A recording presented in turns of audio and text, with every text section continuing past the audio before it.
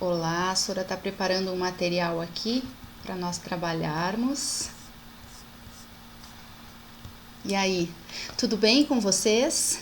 Vamos trabalhar um pouquinho hoje, revisar alguns conteúdos. Eu preparei um material que eu ia trabalhar com vocês em sala de aula, mas como não foi possível, eu achei interessante estar trazendo aqui nessa videoaula para fazer uma revisão, tá? Ela vai servir de revisão, uma recapitulação do que a gente já viu, do que a gente estava estudando, e isso também vai servir para vocês na produção do artigo.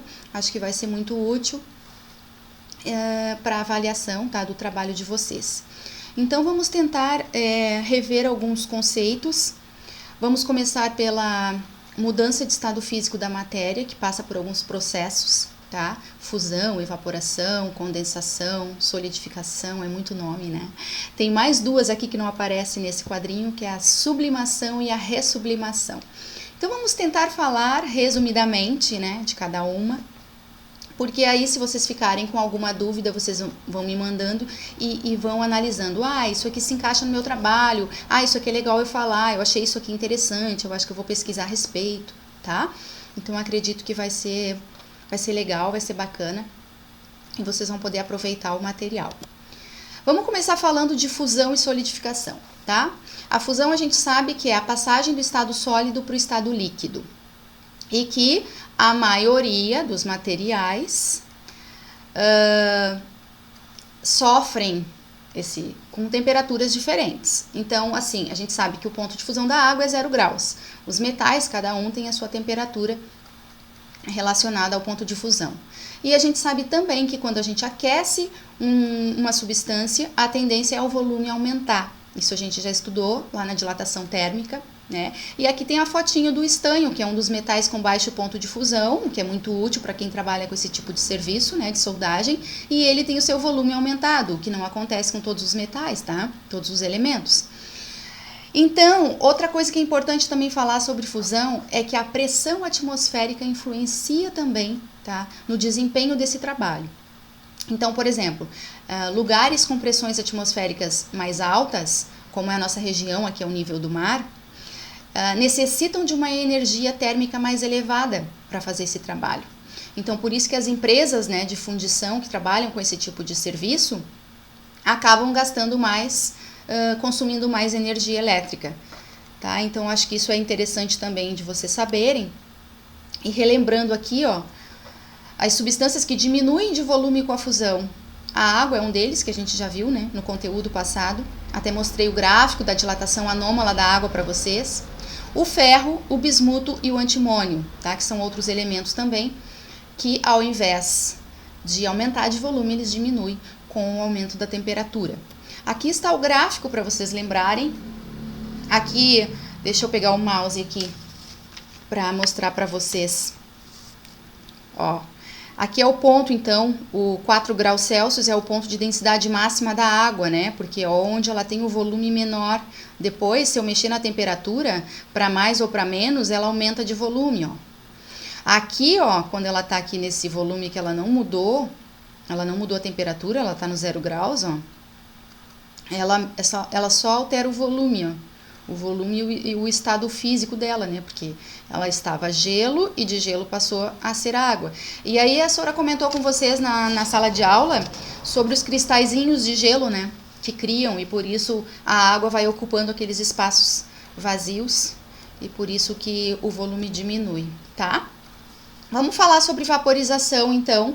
Entrando aqui na vaporização, a gente tem 3 estados, a gente tem 3 processos que tratam dessa mudança de estado líquido para o gasoso. Processo endotérmico, gente, é o processo que recebe calor, tá? Tem o endotérmico e exotérmico. Recebo calor, perco calor. Então, esses 3 processos são chamados, né, de evaporação, ebulição e calefação. A gente vai tentar ver um por um agora, começando pela evaporação. Misturei evaporação com vaporização e aí já deu uma confusão. Muito bem. Evaporação é um processo lento, tá? Que pode ocorrer em qualquer temperatura. Então, assim, o que acontece? A evaporação, Quando as partículas estão muito agitadas, a gente sabe que quando a gente eleva a temperatura do corpo, as partículas se agitam, né? Quanto mais eu aumento a temperatura, mais elas se agitam. Energia cinética. E aí, as partículas que estão muito energéticas, que são as mais energéticas, elas acabam escapando do líquido. E aí a gente diz que o corpo costuma esfriar, né? Ele tende a esfriar quando o líquido evapora. E aí esse processo também é chamado como resfriamento. Um exemplo muito comum é o nosso suor, né? Porque quando a gente sua, a gente está com uma temperatura muito alta. Ou a gente treinou, a gente foi na academia, sei lá, a gente correu, ou porque está calor mesmo, né? A temperatura do ambiente está alta, a nossa temperatura, e a gente começa a suar. Aí o que acontece? O suor, por ali, a gente perde um pouco dessas partículas que estão mais energizadas, energéticas, né? Que estão muito agitadas, e elas escapam pelo líquido. E é onde a nossa temperatura ameniza, onde dá um certo resfriamento do nosso corpo. Então, por isso o suor, tá? Olha só, existem 3 fatores que influenciam a evaporação. Até coloquei um desenho ali a fotinho da roupa no varal para explicar para vocês sobre a superfície de contato e a quantidade de vapor no ar. 3 fatores que influenciam, então, é a pressão do ambiente, tá? A quantidade de vapor no ar, que a gente chama umidade, né? A umidade relativa do ar, e a superfície de contato. Vamos pensar primeiro na pressão do ambiente. No material de vocês, eu não sei se vocês viram o experimento que eles chamaram de regelo, que eles pegam uma pedra de gelo bem grande assim, e colocam uma linha, e a linha vai passando por aquela pedra de gelo grande, fazendo uma pressão no gelo, e atravessa o gelo, e o gelo não evapora. Por quê? Por causa da pressão. Então, quanto maior a pressão, maior a dificuldade de evaporar. O que acontece também nas pistas de patinação, né? De gelo. Que onde os patinadores vão patinando, vai fazendo um rastrinho, né? Um caminho. Porque o patins, na verdade, tem a parte inferior do patins vai fazendo é como uma lâmina, né? Como se fosse uma lâmina, vai raspando no gelo e vai criando um caminho. É uma pressão, mas só o patinador passa, daqui a pouco o caminho já está normal de novo, ele volta a se normalizar, tá? Por causa dessa pressão aí, ele não tem condições favoráveis de evaporar, ele tem uma certa dificuldade. A quantidade de vapor no ar também influencia, né, gente? A gente sabe quando o tempo está úmido, tudo é mais difícil de secar, roupa no varal, né? Isso influencia bastante.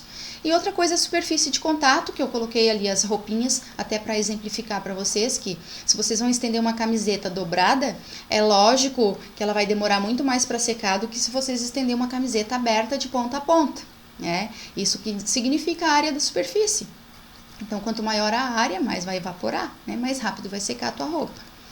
Então, exemplos práticos aí do dia a dia para que a gente possa entender, né, e fazer essa analogia. A ebulição, gente, é um processo moderado, tá? O primeiro que a gente viu era um processo lento da evaporação.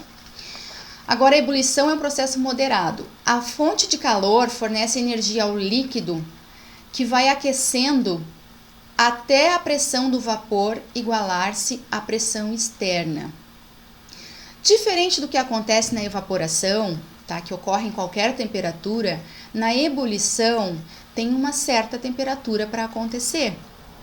E lá, na evaporação, acontece apenas na superfície do líquido. Aqui não, aqui acontece em todo o líquido. Aí vocês sabem, né, quando vocês colocam uma água para ferver lá, o ponto de ebulição da água é 100 graus. E a água ferve toda, não ferve só em cima, não existe ebulição só em cima da água, né? Existe em todo o líquido, certo? Mas também depende da pressão externa, né? Depende da pressão externa. Quanto maior será a temperatura para iniciar a ebulição.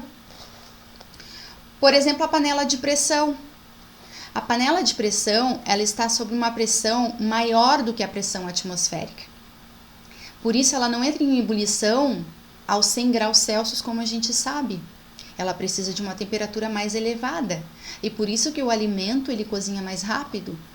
A panela de pressão, a pressão que tem na panela, ela é de mais ou menos, ela varia de 1,44 até 2 atms. Então, comparando com a atmosfera aqui a nível do mar, que é 1 atm, é mais ou menos o dobro, né? Se chega a 2 atm, é o dobro da pressão atmosférica. Então, ou seja, ela eleva muito a temperatura e por isso o alimento cozinha mais rápido, tá? Então, espero que tenha dado para entender essa parte aí. E aí a gente já entra na calefação. A calefação é um processo extremamente rápido entre os estados líquido e vapor. Até coloquei um desenho ali, ó, de uma chapa quente para vocês lembrarem que quando a gente está, por exemplo, na cozinha fazendo alguma coisa e coloca uma panela ou uma frigideira para aquecer e que a gente respinga, né, algum pingo de água, algum líquido ali, rapidinho ele desaparece, né, dessa chapa. Então é assim, a água mesmo, ela sofre uma brusca mudança de estado. Isso se chama calefação. Mal ela respinga na panela e daqui a pouco ela já evaporou, sumiu e não tem, né, não existe mais. Então isso se chama calefação. Agora a gente vai ver a passagem do vapor para o líquido, que é a chamada condensação e liquefação, tá?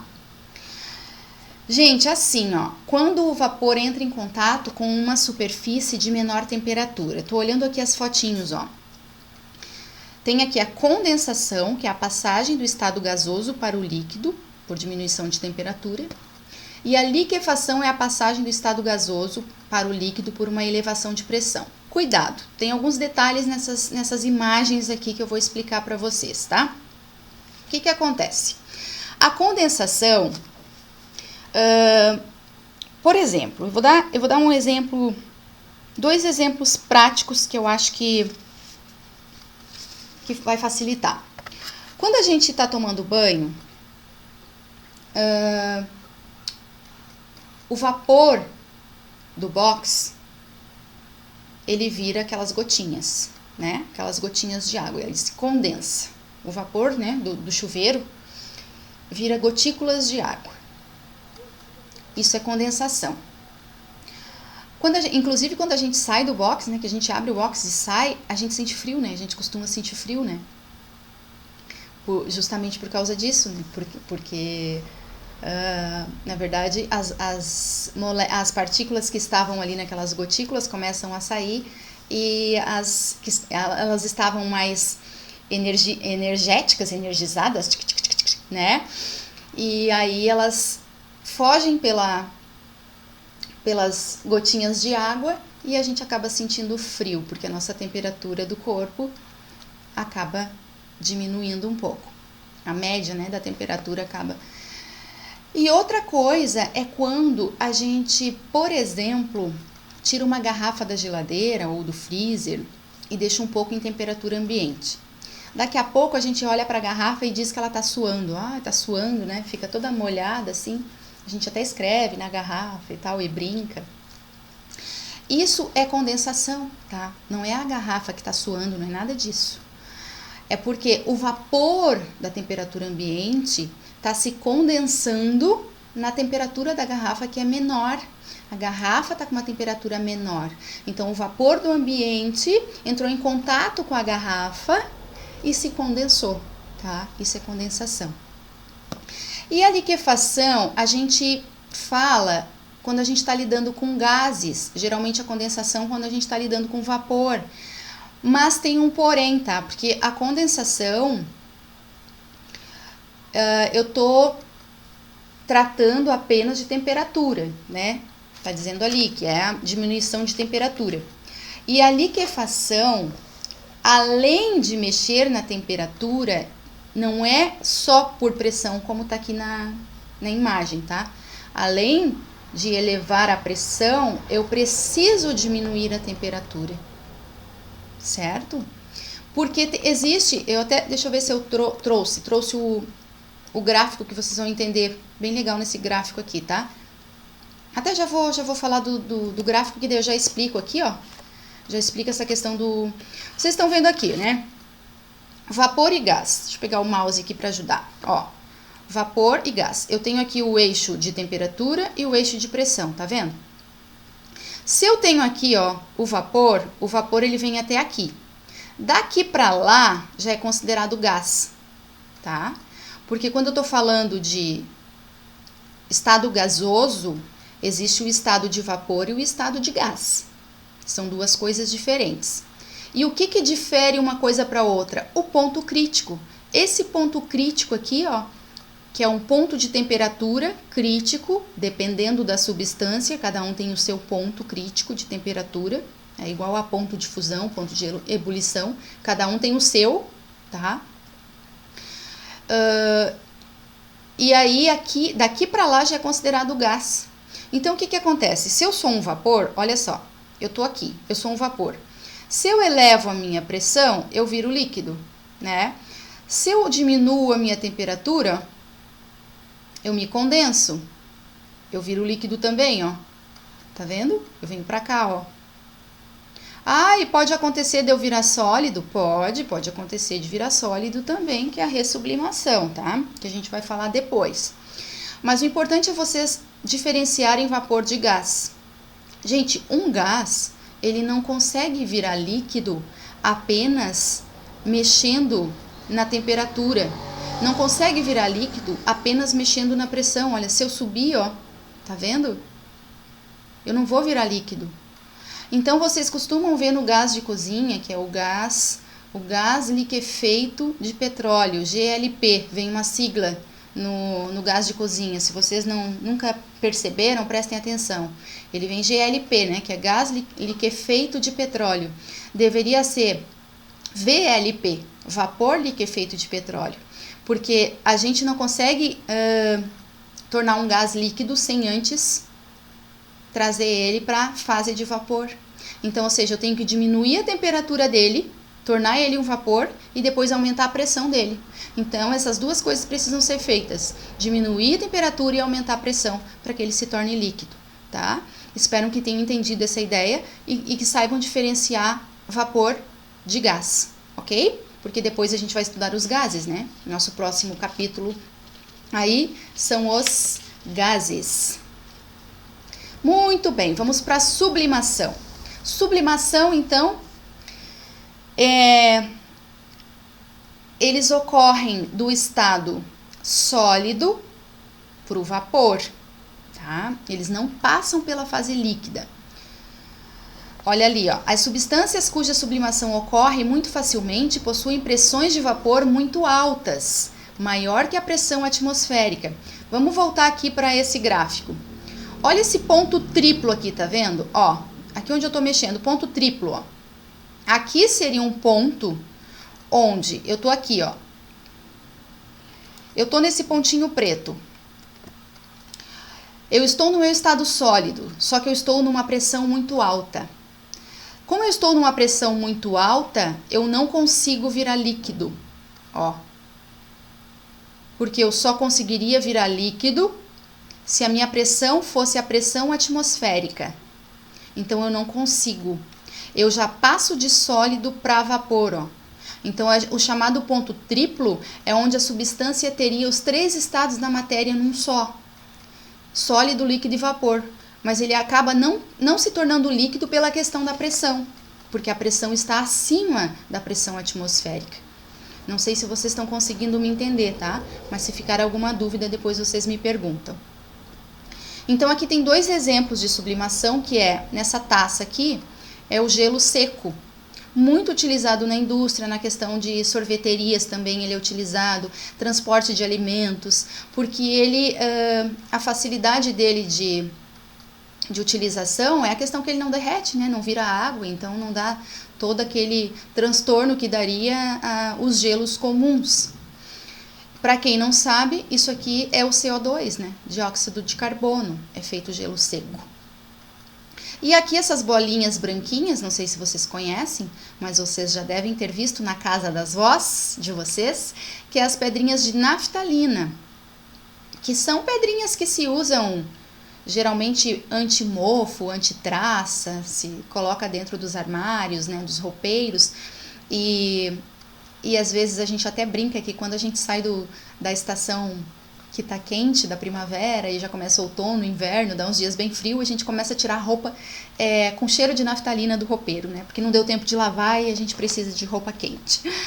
Então, essas pedrinhas são as naftalinas, elas evaporam, elas não se tornam líquido, tá? Tu coloca a pedrinha lá e daqui a um tempo tu vai lá, ela sumiu, ela evaporou, ela não existe mais. Ninguém roubou a pedrinha não, tá? Ela que se tornou invisível por si só. Certo? Aqui, exemplos de sublimação. Preparo de alimentos desidratados. Então, aqui tem várias situações também, gente, que são dicas para o trabalho de vocês, tá? Se vocês quiserem aliar a química ou a biologia, a nutrição, né? Trazendo essa ideia de calorias também dos alimentos, é bastante interessante. Aqui tem alguns exemplos de sublimação. O caso do preparo de alimentos desidratados, que a gente chama de liofilização. O que é isso? É o alimento que é cozido ou fresco, tá? Ele é congelado, submetido a pressões muito baixas, e depois ele é aquecido novamente, de modo com que todo o gelo se transforme em vapor. E aí o que eles fazem? Eles embalam numa embalagem impermeável com oxigênio, fazendo com que esse alimento dure mais tempo em temperatura ambiente. Então, isso acaba aumentando o prazo de validade dos alimentos, mantendo, né, a sua qualidade de sabor, de aroma, de cor, tá? Então, isso é muito usado também na indústria alimentícia.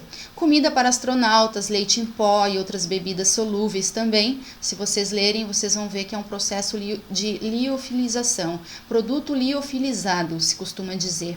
Tá? No armazenamento de produção de indústrias químicas e farmacêuticas, também é muito utilizado esse processo. E algumas impressões de imagens ou textos em objetos, nessas camisetas que a gente vê, essas impressões em camisetas e canecas, né?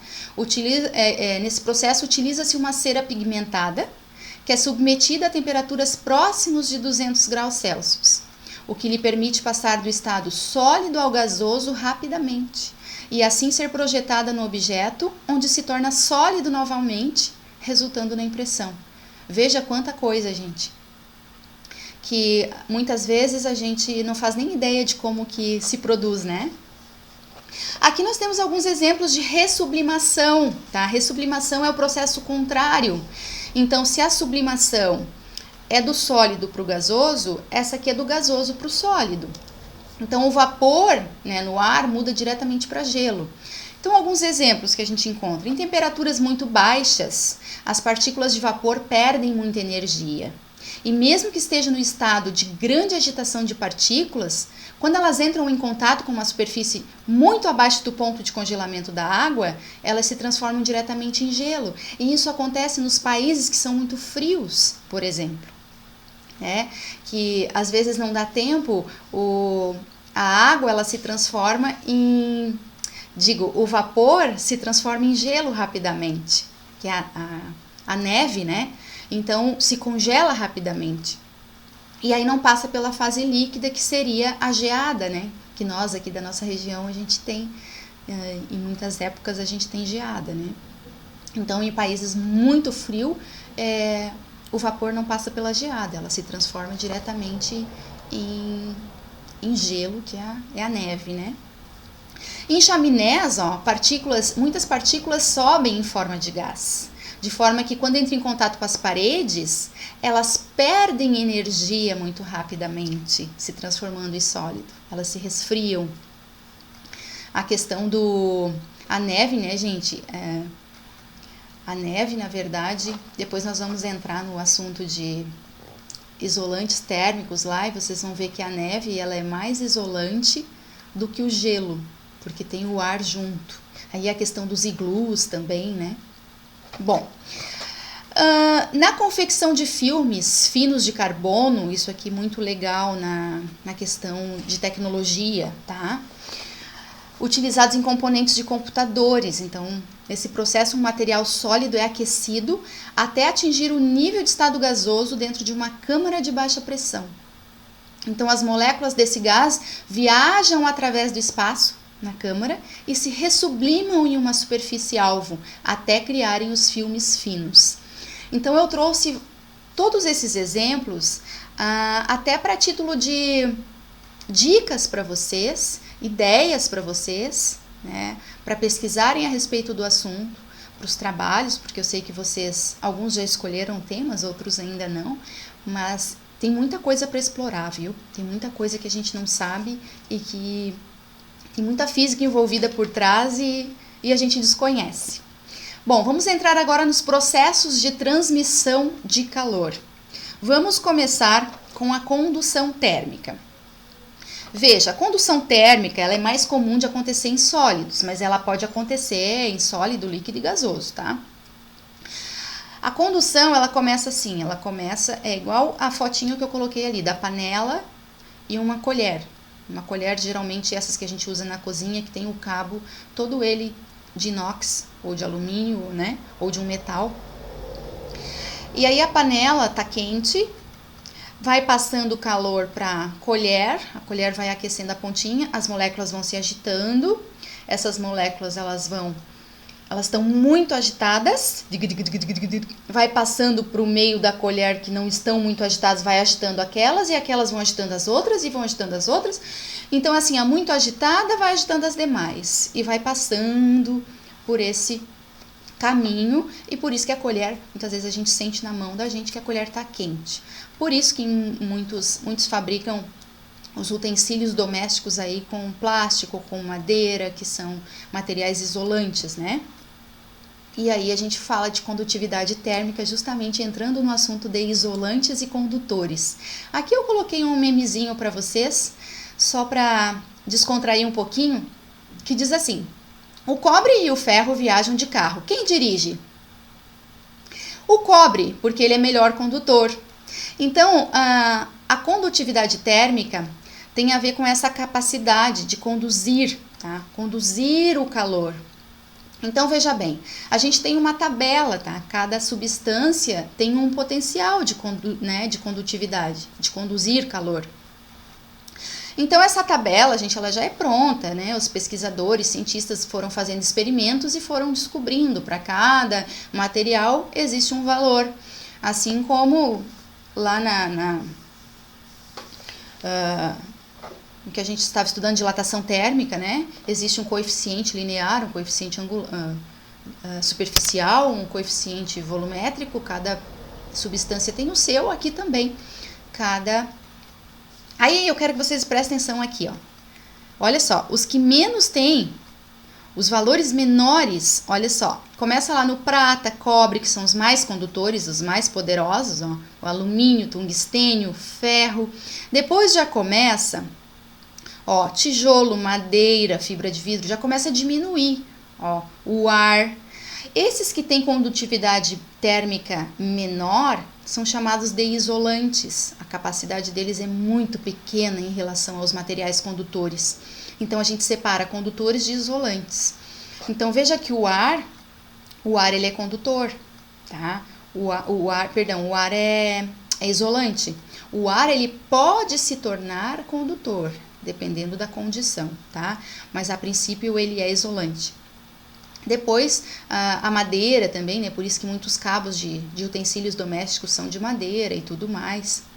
Quando vocês, por exemplo, vão abrir a porta, numa porta de madeira que tem uma maçaneta de metal, se vocês colocarem a mão, tá, na maçaneta e colocarem a mão na madeira, qual é a diferença que vocês sentem? Vocês não têm a impressão de que a maçaneta é mais fria do que a porta? Parece que a porta de madeira não está tão fria quanto a maçaneta de metal, tá? Porque, na verdade, a sua mão, Tá? Como ela está mais quente, ela está numa temperatura maior, ela está passando calor, né? Está passando calor para a maçaneta. A porta é isolante, a maçaneta é condutora. Então ela está passando calor e a maçaneta ela se conduz também, né? Por ali, o calor vai passando. Elétrons se movimentam ali de forma aleatória, mas os isolantes não. Os isolantes eles não saem do lugar, né? Então, outro exemplo que tem, como eu falei antes, da neve, né? Que ela é mais isolante que o gelo, pelo fato de que a neve tem ar, ó. E o gelo só tem água, né? Então, o ar, ele acaba deixando o gelo mais isolante. É o caso dos iglus, né? Um exemplo bastante interessante é a questão do cobertor, né? No inverno, a gente acha que o cobertor nos aquece, mas o cobertor, ele é isolante. O cobertor, ele tem muita fibra, tecido ali e tal, e tem muito ar ali dentro. O próprio ar faz com que o cobertor, o edredom, essas cobertinhas que a gente usa, se tornem isolantes. Então, a gente acha que a gente se tapando com cobertor, a gente vai se aquecer. Não, a gente não vai deixar o nosso calor fugir. Na verdade, a gente está isolando o nosso corpo. A gente isola para não perder calor. E aí, uma perguntinha que eu vou deixar para vocês e vocês vão me responder depois, pode ser até em live, tá? Uma perguntinha. Uma pedra de gelo, eu vou colocar em cima da bancada em temperatura ambiente. A outra pedra de gelo eu vou enrolar no cobertor. Qual das duas vocês acham que vai derreter primeiro, tá? Vou deixar essa questãozinha aí para vocês pensar. Uma pedra de gelo em temperatura ambiente, uma pedra de gelo enrolada num cobertor. Qual das duas vai derreter primeiro? Ok? Vamos para a lei de Fourier. Essa lei, gente, é que determina a condutividade térmica de uma substância, de um elemento, de um material, tá? Então, Fourier, ele desenvolveu essa fórmula pensando no fluxo de calor que atravessa, né, uma certa área com uma certa espessura. Então, digamos aqui, ó, aqui o meu T2, ele tá com uma temperatura muito alta e tá passando o calor por essa área aqui para essa região T1, tá? Que está com a temperatura baixa. Então, T2 é maior que T1. E ele chegou nessa conclusão. A lei de Fourier me diz que eu tenho uma certa área, tá? Vezes uma temperatura, uma variação de temperatura. Existe uma constante. Essa constante aqui é aquela que a gente viu na tabelinha. Cada um tem o seu. E a espessura, tá? O nosso Dzinho aqui significa a espessura. Tem alguns materiais que trazem o L. Eu acho que o material de vocês, meus alunos, é o L no lugar do D, tá? Que significa a espessura do material, certo? Continuando então, vamos para a parte de convecção térmica, que é um processo, gente, que acontece nos fluidos. O que são fluidos? Líquidos e gases. Que na verdade gases vai ser o nosso próximo conteúdo, né? Então veja bem, olha o desenho da panela. Coloquei a água na panela e a temperatura começou a aumentar na parte inferior do líquido. No momento em que as moléculas, as partículas começam a se agitar, elas vão ficando menos densa e aí elas sobem. E aí começa o fluxo, né? A parte de cima que está fria desce, a parte de baixo que está mais leve sobe e vai fazendo essa corrente. E todo o líquido acaba atingindo a mesma temperatura. Ó, o que acontece na geladeira, a mesma coisa, esse processo. E, gente, as convenções térmicas, elas acontecem o tempo todo no nosso planeta.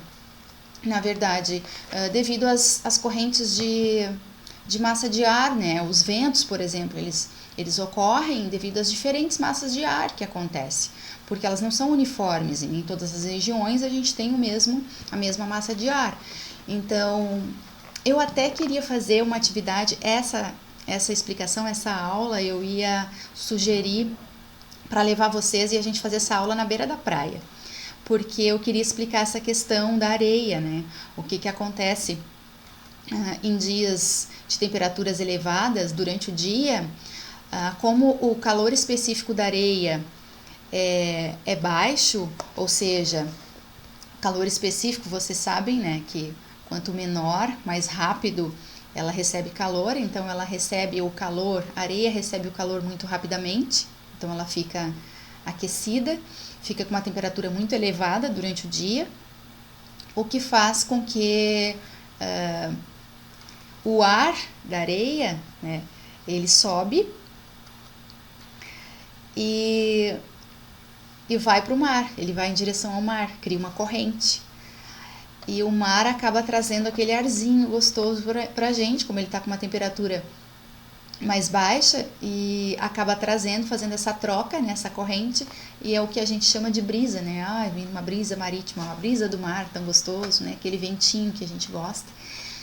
E à noite acontece o processo contrário, né? Porque aí a areia ela se resfria muito rapidamente e aí acontece o processo inverso.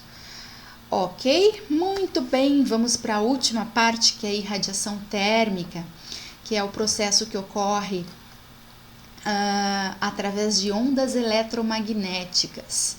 Então aqui tem alguns exemplos, eu trouxe aqui o micro-ondas, né? O sol, mas tem várias formas. No nosso dia a dia a gente encontra o fogo, né? E as ondas de rádio também. Até trouxe um gráfico aqui, ó, para mostrar para vocês das ondas. As ondas, tem vários tipos aqui, vocês não estudaram ondas ainda, a gente vai estudar esse ano, né? Mas existem as ondas de comprimento que são mais longas e que são mais curtas. Então, as ondas que são mais curtas, elas conseguem atravessar alguns materiais, como, por exemplo, os raios do sol, né? Eles atravessam vidros, atravessam... eu vou dar um exemplo que acontece muito em dias que a gente diz dias muito quentes, né? Dias de temperatura muito alta, que é o caso quando a gente deixa o carro sob a luz do sol por algum tempo. E quando a gente vai entrar no carro, a gente sente até um desconforto de tão quente que está lá dentro, né? Temperatura elevadíssima. Por que isso ocorre? A irradiação solar, ela ultrapassa o vidro, porque ela tem ondas curtas. Então, ela ultrapassa o vidro do carro. E quando essa irradiação reflete que ela quer voltar, ela não consegue, porque é uma onda longa. A onda longa, ela não consegue atravessar o vidro, tá? Então ela fica ali dentro. Por isso que quando a gente entra no carro, é aquela sensação horrível de que parece que a gente entrou num forno, né? E é em função dessa questão das ondas, tá, gente? Bom, aqui eu coloquei algumas propostas para vocês produzirem um artigo, já que íamos fazer o seminário, né? E algumas sugestões de temas que eu acho que vai ser útil para vocês, né? Aquecimento global, efeito estufa, alguns experimentos, gente, que eu acho bem válido, se vocês quiserem fazer alguns experimentos, tá? Tem um experimento da garrafa térmica, tem das caixas de luz, tem no material de vocês podem estar fazendo pesquisa também a respeito disso. E vocês podem estar produzindo esse artigo mediante a produção de vocês, do experimento de vocês, como vocês realizaram, como é que foi, qual é o objetivo daquilo ali, o que vocês aprenderam com isso, o que tem a ver com o que a gente está estudando. Eu acho que ficaria um trabalho riquíssimo também, tá? Outras dicas, alimentos, tecnologia, agricultura, são vários temas também que bastante interessantes de estar fazendo a pesquisa, tá? O tema é livre, desde que seja condizente com esse conteúdo trabalhado, né? E que vocês também podem estar aliando isso em algumas disciplinas, como geografia, química, biologia, matemática, dá para envolver muita coisa, certo? E aí, desejo para vocês um ótimo trabalho, espero ter contribuído de alguma forma, tá? Esforce-se, empenhe-se, essa é a mensagem que eu deixo para vocês, que seu conhecimento é você que constrói e ninguém tira de você. Tá? Aproveitem esse período de quarentena, gente, e joguem-se nos estudos, porque eu sei que vocês são capazes, ó, eu sei que vocês são competentes e podem sair produzindo trabalhos riquíssimos. Beijo da Sora e até a próxima aula, tá?